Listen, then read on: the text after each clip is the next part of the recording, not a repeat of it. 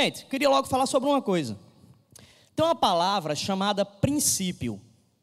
Princípio tem dois significados. O primeiro significado de princípio é algo relacionado à norma moral, alguma coisa que conduz sua vida. Tipo assim, quando a pessoa fala, tá, que princípio você está usando para tomar tal atitude? Ah, eu me baseio nos princípios que os meus pais me ensinaram, e por aí vai. Essa é a primeira palavra, certo? Primeiro significado. O segundo significado é origem de alguma coisa, né? Alguém diz assim, não, no princípio das coisas aconteceu tal parada. Pois é. Na filosofia, e eu gosto de filosofia, por isso que eu dou aula de filosofia, existia um lance que era o seguinte: os filósofos achavam que todas as coisas, para que eu pudesse entender todas as coisas, eu tinha que descobrir o princípio delas. Quando eu chegava ao princípio das coisas, eu entendia o que era aquilo que estava acontecendo. Deixa eu dar um exemplo. Se você chegasse aqui no centro de convenções, e aí você chegou já atrasado aqui no culto. Quando você chega, está uma briga aqui, a galera jogando cadeira um em cima do outro. Uma confusão, gente tocando fogo nas coisas. Está uma confusão. Só que na hora que você chegou, já chegou a polícia, o choque, jogando bomba de gás lacrimogênea, spray de pimenta, viva o choque, e aí dando cacetada no povo e tal. Aí você chegou, já está a polícia controlando os ânimos, certo? Aí você, oxi, velho, que é isso, hein? E aí a polícia chegou, começou a jogar bomba de gás lacrimogênea e de efeito moral, você vai para casa. Aí você descobre que um amigo seu estava aqui desde o começo do culto. Tu vai ligar para o teu amigo e perguntar o quê? Pode falar alto, gente, tá certo, é isso mesmo. O que é que aconteceu? Só que quando você pergunta o que é que aconteceu, você ligou para o seu amigo que estava antes, por quê? Porque o cara estava antes. Alô, né? A questão é, para eu entender essa confusão, eu tenho que ir lá para o início dela. Não é mais ou menos assim não que a gente faz? Meu irmão, peraí, como é que aconteceu essa briga aqui, hein? Começou como? Não é assim que a gente faz? Tipo assim, quem aqui é namoradinho? Tá com a namorada do lado aí? É todo mundo com vergonha, né? Gente, quem aqui é namoradinho? Tá com a namorada do lado aí, né? Tá com ela aí? Levanta aí, por favor. Levanta aí, cara, deixa de vergonha. Seja sem vergonha aí, levanta aí, levanta aí. Não, é de boa, só quero fazer uma pergunta, levanta aí. Levanta aí, levanta ela também. Deixa eu ver. Olha, tá vendo? Uma menina linda, rapaz, com uma pessoa como essa. Não é? Como é o nome dela? Oi? Duda? Pronto. Duda, quando a pessoa vê você, como é teu nome, cara? João Pedro. Quando vê Duda com João Pedro, com todo respeito, João Pedro, o cara pergunta, o que é que Duda viu em João Pedro, pelo amor de Deus? É uma pergunta que toda a humanidade faz, né?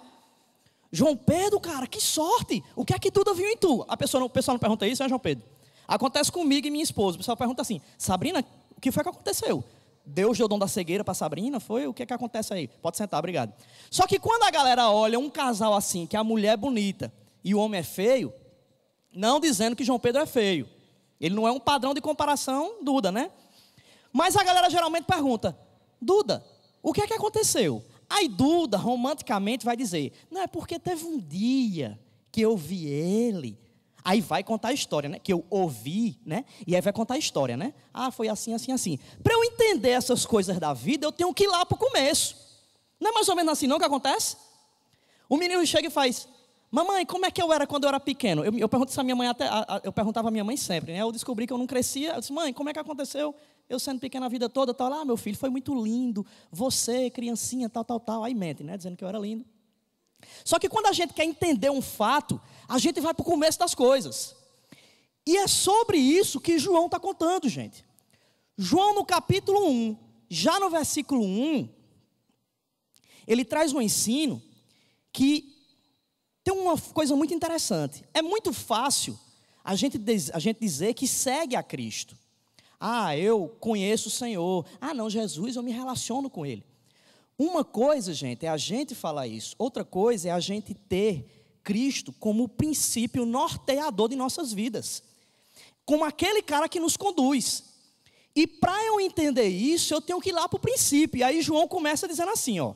No princípio era aquele que é a palavra. Ou, em outras traduções, no princípio era o o verbo. Isso aqui, gente, eu comecei a falar que na filosofia os caras iam para o princípio das coisas, né? Eles procuravam um negócio chamado arquê. Arquê é a palavra grega que significa justamente o início de tudo. E vocês sabem que o grego, o Novo Testamento ele foi escrito em grego, né? Vocês sabem disso, né? Essa palavrinha aqui é justamente arquê.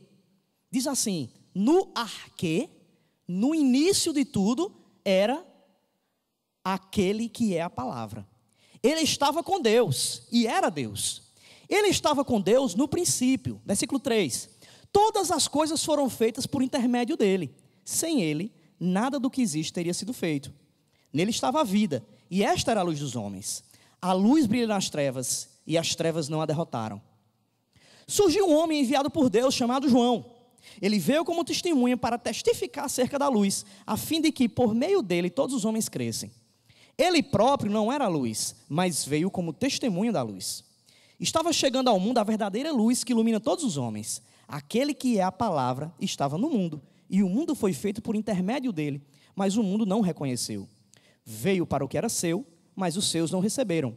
Contudo, aos que o receberam, aos que creram em seu nome, deu-lhes o direito de se tornarem filhos de Deus, os quais não nasceram por descendência natural, nem pela vontade da carne, nem pela vontade de algum homem, mas nasceram de Deus. Aquele que é a palavra tornou-se carne e viveu entre nós. Vimos a sua glória, glória como do unigênito vindo do Pai, cheio de graça e de verdade. Não fecha a tua Bíblia ou não desliga a tua Bíblia, tá? Que a gente vai voltar para ela. Pai, te peço que o Senhor me abençoe na condução dessa palavra, a fim de que o Senhor fale e não eu, Deus. Então, de forma poderosa, Pai, que o Senhor possa falar ao meu coração e ao dos que estão aqui, no nome de Jesus, amém. Se você conhece a Deus, se você de fato se relaciona com Ele, existem algumas coisas que você tem que entender. E esse texto, ele traz uma série de lições. A primeira lição que a gente tira dele é que esse Deus com quem nós nos relacionamos, esse cara com quem a gente busca de alguma forma ter intimidade com Ele, com quem a gente busca ter amizade com Ele, Ele tem poder para criar. E brother, se esse Deus tem poder para criar tudo, porque se você for lá para o começo do versículo, olha de novo aí, só a partir do 3, diz assim, ó, todas as coisas foram feitas por intermédio dele, sem ele, nada do que existe teria sido feito. Meu irmão, se aí está dizendo que sem ele, nada do que existe teria sido feito, velho, o bicho é muito poderoso, esse negócio é muito poderoso, e esse negócio que a Bíblia chama de Cristo, essa pessoa, é com quem nós nos relacionamos. Isso aqui, gente, é uma mensagem muito, muito impactante para a época em que ele foi escrito e para hoje também. Porque na época você tem que lembrar o seguinte, o contexto aqui era uma sociedade romana que considerava o imperador, que era o cara lá, tipo o presidente, eles consideravam esse cara como sendo Deus. Então, para as galera daquela época, eles tinham que olhar para o imperador e adorar aquele cara como sendo Deus. E aí chega João e diz, olha, existe alguém que veio antes de tudo, e esse que veio antes de tudo é poderoso. Para a galera naquela época crer nisso, gente, eles seriam perseguidos. É mais ou menos, claro que com as suas imensas diferenças, do que a gente passa hoje quando a gente diz que crê nisso. Eu acho que isso não acontece com vocês, mas na minha época, aliás, depois que conheci a Cristo, eu conheci a Cristo já no ensino médio, e aí, depois que eu conheci a Cristo, quando eu dizia que cria nele, velho, a galera aí, bicho é mó otário, velho, nada a ver. Espera aí, que a gente não pode fazer nada, é? Não faz nada, então. Eu não faço nada. A pessoa que conhece a Cristo já não faz nada. Ela vive em casa, sentada, olhando, lendo a Bíblia. Não é assim? Você fica 24 horas na Bíblia, né, gente? Ou não? Sério? Misericórdia, vocês não são assim, não? Eu era. Passava 24 horas por dia lendo a Bíblia, durante o ano todo. Amém? Só que aí, antes de conhecer a Cristo, eu tinha outra pegada. Como eu não conhecia a Cristo, eu tinha a cabeça meio sem noção, eu tinha a mania de pegar textos bíblicos e ficar questionando a galera que cria em Cristo. E eu chamava a galera que acreditava em Jesus de idiota. Esses caras são mó idiota, velho. A palavra idiota vem do grego idiotes, que significa aquele que se isola dos outros. Diga aí, quando o cara chama outra pessoa de idiota, está dizendo que o cara é isolado. Nada a ver, né? Com o que o pessoal usa. Ou mesmo, se chamar idiota. Por quê não? Porque ele é muito isolado. Olha que doideira. Eu chamava a galera que seguia Jesus de idiota. E eu era um cara extremamente isolado em minhas emoções, porque eu não me relacionava com as pessoas. Eu era um cara cheio de complexo, inferioridade e tudo. Era um cara muito triste interiormente. E eu era um cara que vivia isolado. E todas as vezes que eu estava em público, a única coisa que eu fazia era debater com a galera para tentar humilhar aqueles que seguiam a Cristo. Quando eu me sentia um cara isolado de todo mundo.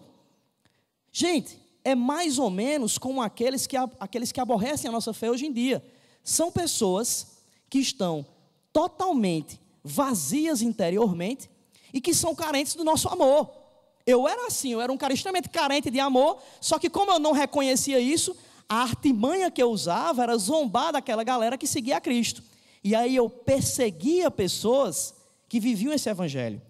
Quando nós decidimos seguir a esse Deus que é poderoso, que é o primeiro ponto, quando eu entendo que esse Deus é poderoso e eu decido seguir a Ele, eu vou de alguma forma sofrer perseguição. Mas eu preciso, antes de tudo, entender que Ele é poderoso.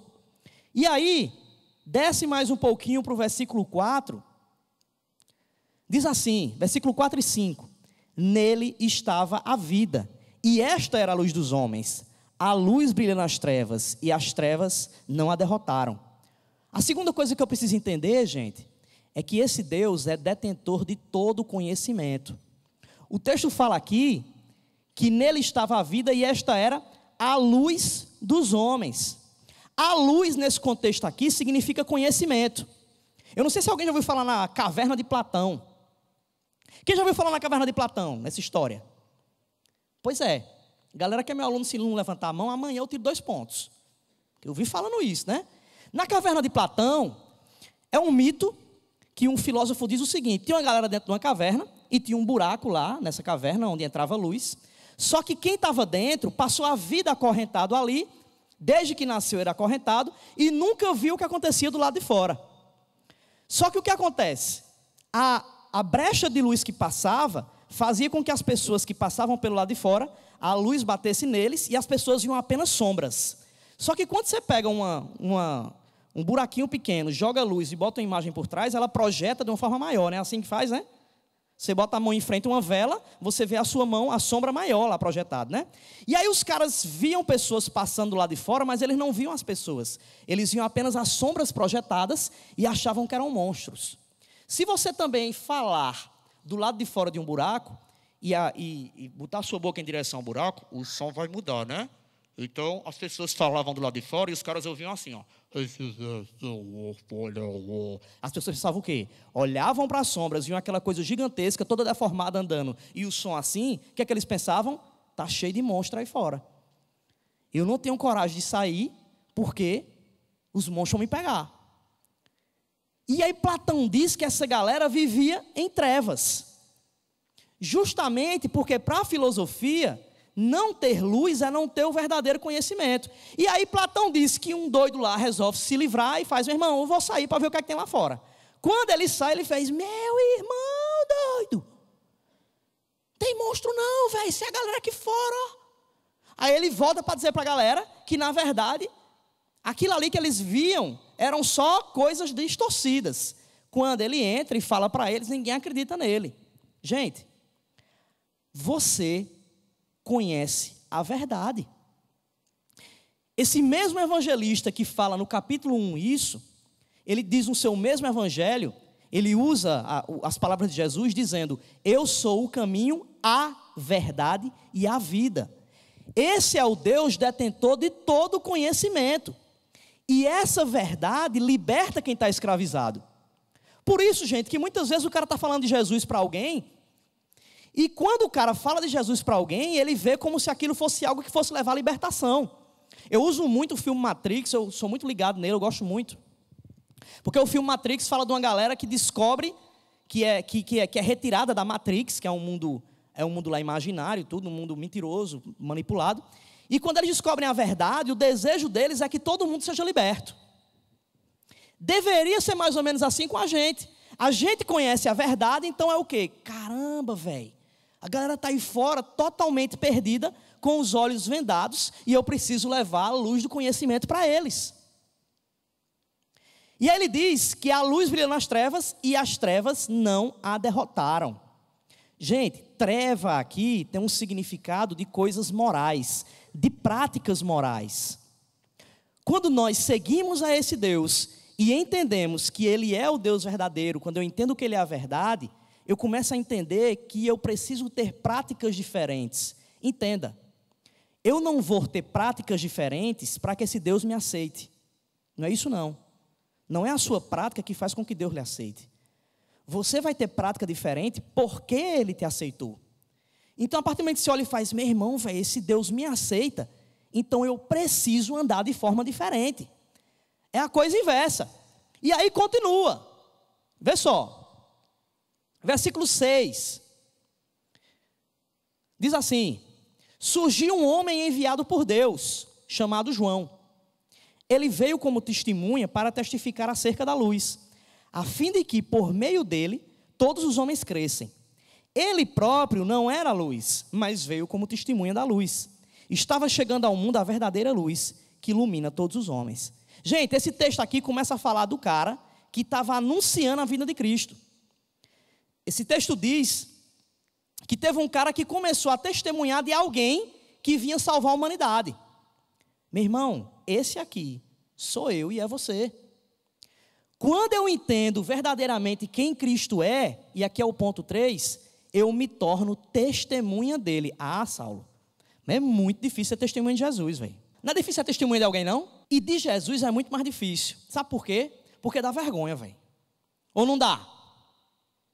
Não dá vergonha testemunhar de Jesus, não? Falar dele? Dá não. Aqui é todo mundo santinho, só eu que tenho. Não dá vergonha, não? Tu não fica com vergonha, não? Dizer, chegar na sala e dizer que nada, meu irmão. Jesus te ama, tal e pá. Não dá vergonha, não? Não. O cara diz dá e não, né? Dá ou não dá? Não. Gente, nós como pecadores somos tendenciosos a negar esse Deus em nossa vida.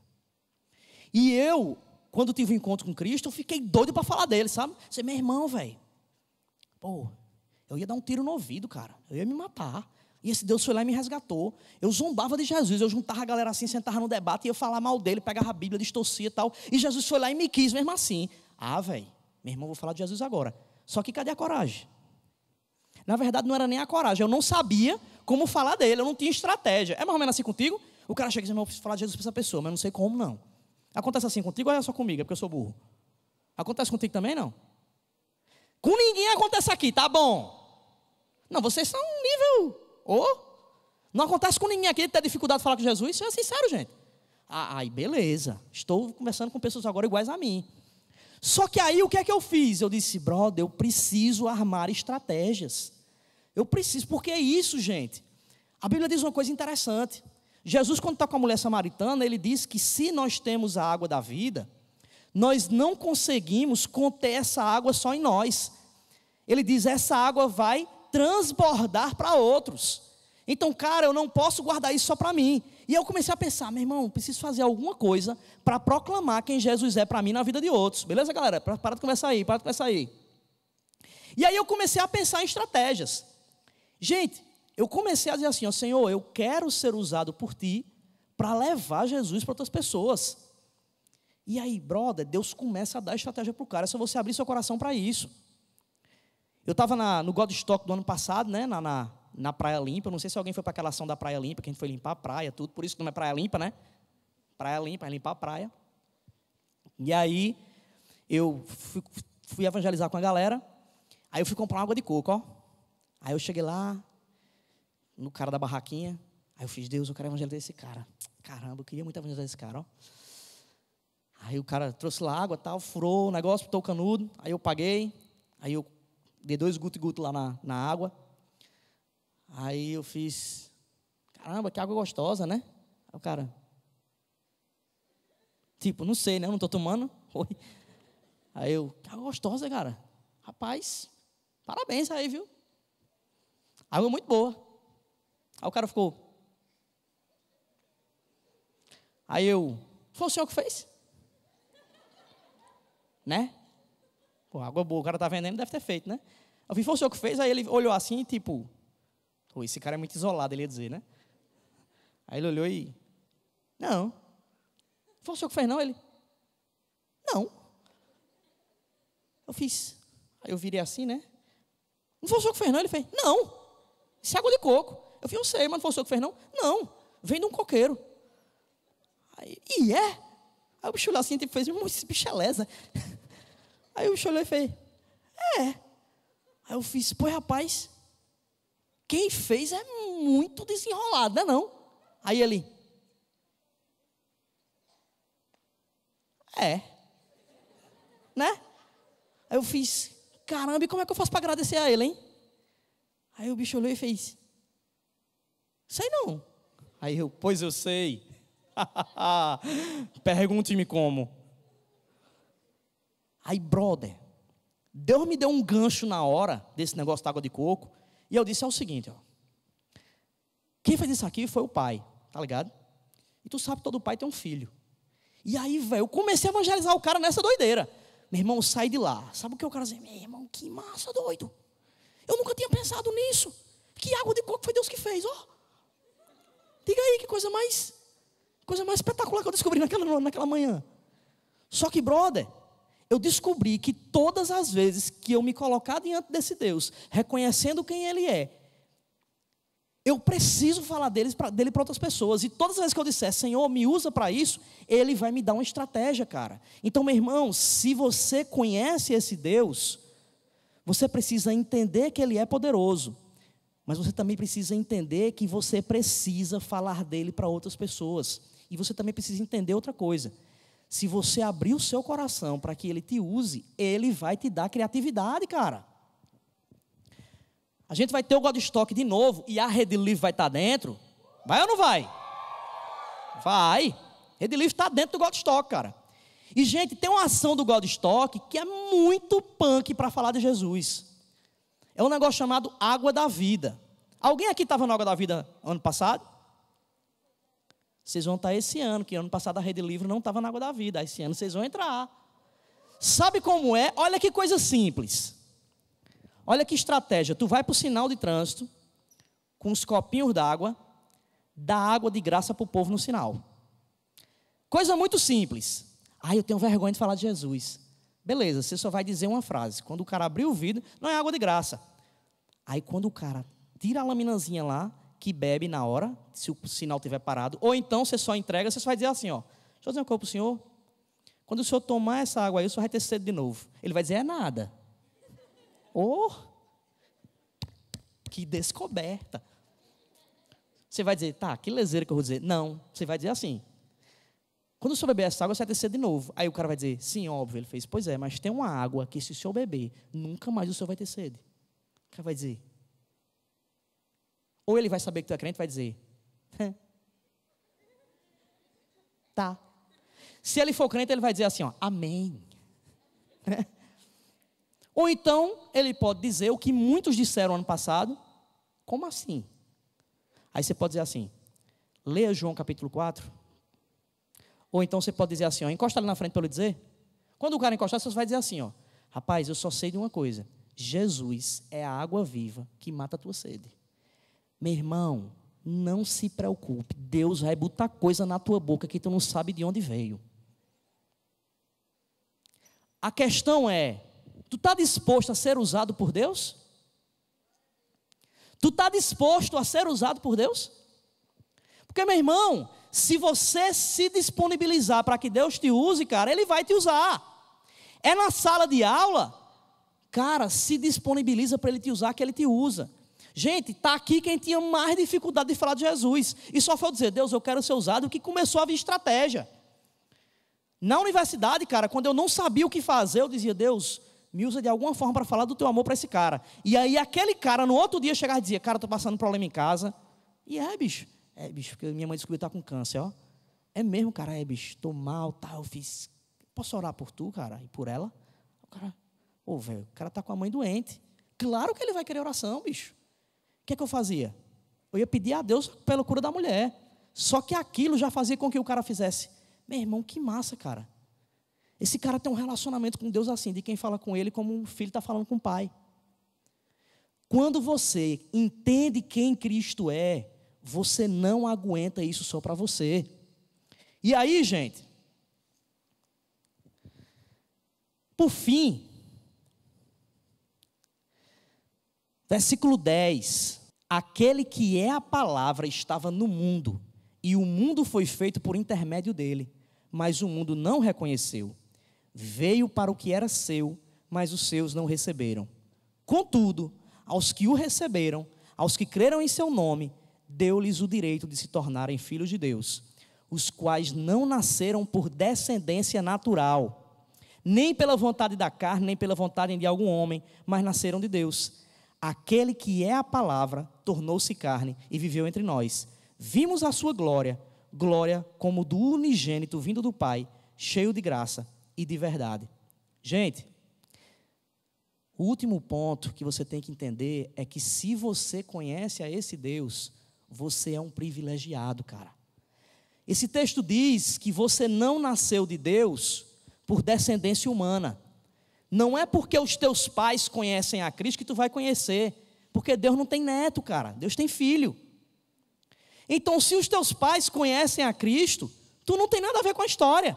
Você precisa ter um relacionamento com Ele. Um relacionamento de filho com o pai. E não de neto com o vovô. Porque Deus não é vovô. Deus é pai. Só que pai tem filho. E aí, gente, é um privilégio se relacionar com Ele. É como se fosse assim. O texto diz que Ele é a luz e que as trevas foram derrotadas por Ele. Nós somos como pequenas lanternas, que se depender de nós mesmos, a gente não tem força nenhuma.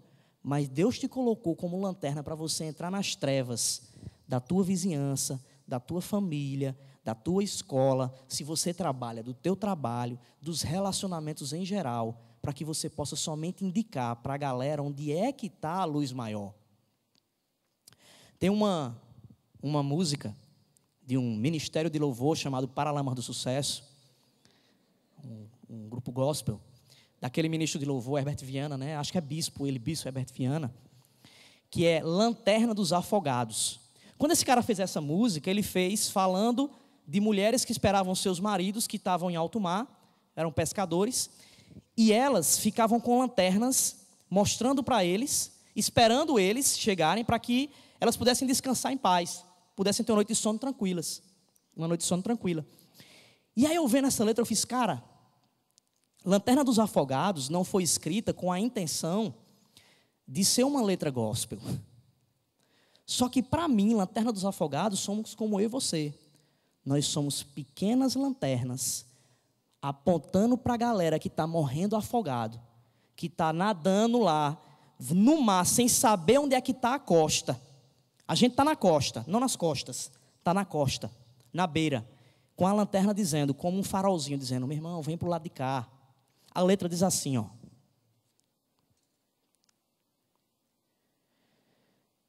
Quando está escuro e ninguém te ouve, quando chega a noite e você pode chorar, há uma luz no túnel dos desesperados, há um cais no porto, para quem precisa chegar. Eu estou na lanterna dos afogados, estou te esperando, vê se não vai demorar. Brother, tu é o cara que está no cais, está lá no porto. Tu é só uma lanterna balançando para os afogados. E aí a música continua. Olha que coisa bíblica que o cara não sabia que era bíblica. Porque essa galera, gente, eles vivem uma vida curta. Só que quem vive sem Jesus, vive uma vida curta e uma noite longa. Ele passa a eternidade em trevas. Isso é noite longa. E a música diz assim, ó. É uma noite longa para uma vida curta, mas já não me importa, basta poder te ajudar, e são tantas marcas que já fazem parte do que sou agora, mas ainda sei me virar, tô na lanterna dos afogados. Tô te esperando, vê se não vai demorar. Vamos do começo?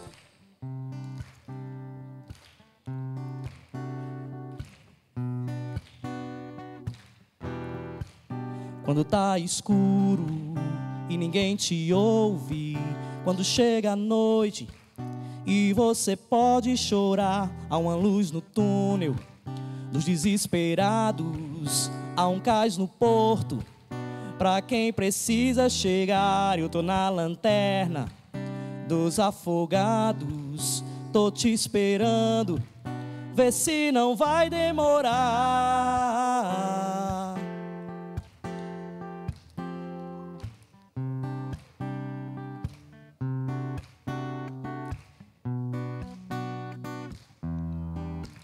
É uma noite longa pra uma vida curta, mas já não me importa, basta poder te ajudar. E são tantas marcas que já fazem parte do que sou agora, mas ainda sei me virar. Tô na lanterna dos afogados, tô te esperando, vê se não vai demorar.